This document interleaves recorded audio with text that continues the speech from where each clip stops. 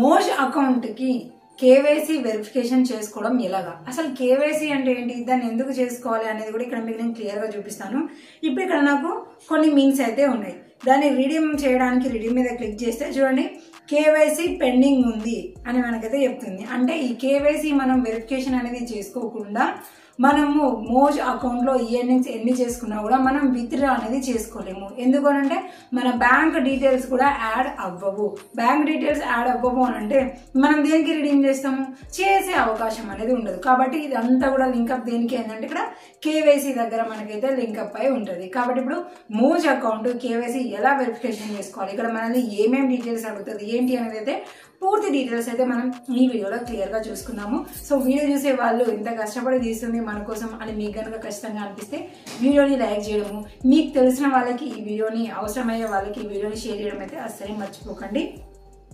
Okay, starting అయితే మనం ఇక్కడ మోజ్ అకౌంట్ తర్వాత మనము 3 డాట్స్ మీద క్లిక్ చేసుకున్నాక ఇక్కడ మనము వాలెట్ అనే ఆప్షన్ దగ్గరికి అయితే వచ్చేసారు. ఇక్కడ మనకు వచ్చిన మీన్స్ ఏంటి, అవి ఎక్కడి నుంచి వచ్చాయి ఏంటి అనేది ఇక్కడ రౌండ్ బాక్స్ దగ్గర నుంచి అయితే మనకు తెలియజేస్తుంది. సో ఇక్కడ మనకి మీన్స్ కిందనే మనకి కేవైసీ వెరిఫికేషన్ పెండింగ్ అని కూడా చూపిస్తుంది. అంటే ఇక్కడ రీడింగ్ మీద క్లిక్ చేసి వెరిఫై అని అనొచ్చు, లేదంటే ఇక్కడ పెండింగ్ అనే ఆప్షన్ చూపిస్తుంది కదా, ఇక్కడ క్లిక్ చేసి కూడా మనము కేవైసీ అనేది వెరిఫికేషన్ చేసుకోవచ్చు. ఎక్కడ క్లిక్ చేసినా యాజ్ ఇట్ ఈస్ గా అవుతుంది. కాబట్టి ఇక్కడ నేను ఇక్కడ పెండింగ్ అనే ఆప్షన్ మీద క్లిక్ చేస్తున్నాను. క్లిక్ చేసిన తర్వాత స్టార్టింగ్ మనకి ఇక్కడ అయితే మాత్రము upload image front side of the pan card. ఒకవేళ ఇది స్క్రీన్ రికార్డింగ్ అవుతుందో లేదనైతే నాకైతే తెలియదండి, ఎందుకంటే కొన్ని అకౌంట్స్ కి చేసినప్పుడు ఆటోమేటిక్ గా కొన్ని ఆప్షన్స్ దగ్గర మాత్రం బ్లర్ అయిపోయింది.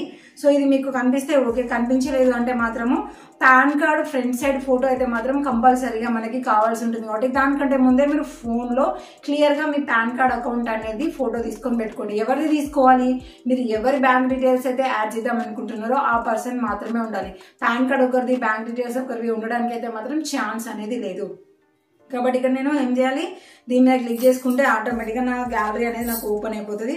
సో ఇక్కడ నుంచి వెళ్ళి ఫోటో అడుగుతుంది మళ్ళీ. ఓకే పర్వాలేదు, నేను అందుకనే కార్డు నా చేతిలో పట్టుకునే ఉన్నాను. సో డైరెక్ట్ మన కెమెరా దగ్గర మన పాన్ కార్డ్ అనేది ఫోటో పెట్టి క్లియర్ గా తీసుకోవాలి. అది క్లియర్ గా ఉందా లేదా అనేది కూడా చూసుకోండి. ఆగమాగం ఇస్తే డీటెయిల్స్ ఏం కనిపించాయి, మళ్ళీ పని పడుతుంది. ఓకేనా.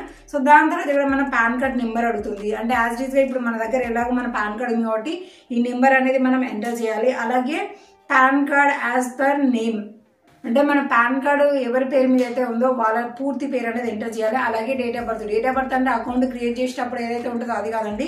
సో పాన్ కార్డులో ఏదైతే ఉందో ఆ డేట్ ఆఫ్ బర్త్ అనేది మీరు సెలెక్ట్ చేసుకోండి. సో ఇవి కూడా నేనైతే కంప్లీట్ చేస్తున్నాను. సో ఇక్కడ మన పాన్ కార్డ్ ఫోటో సెలెక్ట్ చేసుకున్న అంతే, ఫోటో దింపిన తర్వాత కింద మన పాన్ కార్డు అకౌంట్ నెంబర్ రాయాలి, అకౌంట్ ఎవరిదో వాళ్ళ నేమ్ రాయాలి, కింద డేట్ ఆఫ్ బర్త్ అనేది సెలెక్ట్ చేసుకోవాలి. సో ఈ డీటెయిల్స్ అన్ని ఇచ్చిన తర్వాత ఇక్కడ వెరిఫై అనేది మనకు ఆప్షన్ ఉంది, దాని మీద క్లిక్ చేసుకున్నాం. క్లిక్ చేసుకున్న తర్వాత చిన్నగా లోడింగ్ అయితే అవుతుంది. లోడింగ్ అయిన తర్వాత టర్మ్స్ అండ్ కండిషన్స్ అయితే మనకి చూపిస్తుంది. సో ఈ కండిషన్స్ అన్నిటి కూడా మనము అగ్రీ చేయాలి. సో ఇక్కడ మళ్ళీ ఒకసారి మన పాన్ కార్డ్ లో సేమ్ నేమ్ అయితే ఎలా ఉందో ఆ నేమ్ ఎంటర్ చేయమంటుంది, అలాగే ఈమెయిల్ ఐడి ఇవ్వమంటుంది, అలాగే మన ప్లేస్ కూడా ఇవ్వమంటుంది. సో ఈ డీటెయిల్స్ అన్ని కూడా కరెక్ట్ గా మనం రాసిన తర్వాత ప్రొసీడ్ టు సైన్ అనే ఆప్షన్ మీద అయితే మనం క్లిక్ చేసుకోవాలి. సో ఇక్కడ కూడా మనకి చిన్నగా లోడింగ్ అయితే అవుతుంది. సో ఈ లోడింగ్ లో మనకి ఇందాక మనం రాసినవి అన్ని కూడా అగ్రిమెంట్స్ అనేది మనకైతే చూపిస్తుంది. చూడండి ఇవన్నీ కూడా మనకి డౌన్లోడ్ చేసుకోమని అయితే చూపిస్తుంది. అయ్యా మనకు అవసరం లేదు కాబట్టి నార్మల్ గా సైన్ ఇన్ అని ప్రొసీడ్ అనేది క్లిక్ చేస్తున్నాను. మనం సబ్మిట్ చేసినవి మళ్ళీ మనకి ఎందుకండి, అవసరం లేదు కదా. అలాగే నెక్స్ట్ ఆప్షన్ లో వచ్చేసి మనకి ఓకే, మళ్ళీ నెక్స్ట్ వచ్చేసి మనకి ఆధార్ కార్డ్ అనేది ఎంటర్ చేయమంటుంది. సో ఇక్కడ ఆధార్ కార్డ్ నెంబర్ ఎంటర్ చేసిన తర్వాత దానికి లింక్ అయిన ఫోన్ నెంబర్ ఉంటుంది కదా, సో ఆ ఫోన్ నెంబర్ కి మనకి ఓటీపీ అని వస్తుంది. ఆ ఓటీపీ మనం ఎంటర్ చేసుకోవాలి. సో మన నెంబర్ ఏదైనా ఒక్క నెంబర్ మిస్టేక్ ఉన్నా సరే ఇక్కడ మనకి రెడ్ కలర్ లో మనకి వ్యాలిడ్ అయిన ఆధార్ కార్డ్ నెంబర్ ని ఎంటర్ చేయండి అని మనకైతే క్లియర్ గా చూపిస్తుంది. ఎందుకంటే ఒక పర్సన్ కి ఒక నెంబర్ అనేది కరెక్ట్ గా ఉంటుంది కాబట్టి సో పాన్ కార్డ్ అది అంతా కూడా క్యాచ్ చేసుకుంటుంది. సో ఇందాక మనకి రెడ్ కలర్ మార్క్ వచ్చింది, నెంబర్ మిస్టేక్ ఉంది. సో ఇప్పుడు ఏ ప్రాబ్లం లేదు కాబట్టి మనకి క్లియర్ గా వచ్చింది. ఇప్పుడు మనం సెండ్ ఓటీపీ మీద క్లిక్ చేసుకోగానే ఇక్కడ కూడా ఒక చిన్న కొద్దిసేపు అయితే లోడింగ్ అయితే అవుతుంది. కంటిన్యూ అంటుంది. ఓకే, మన పాస్వర్డ్ ఇట్లా అవన్నీ కూడా అడుగుతుంది.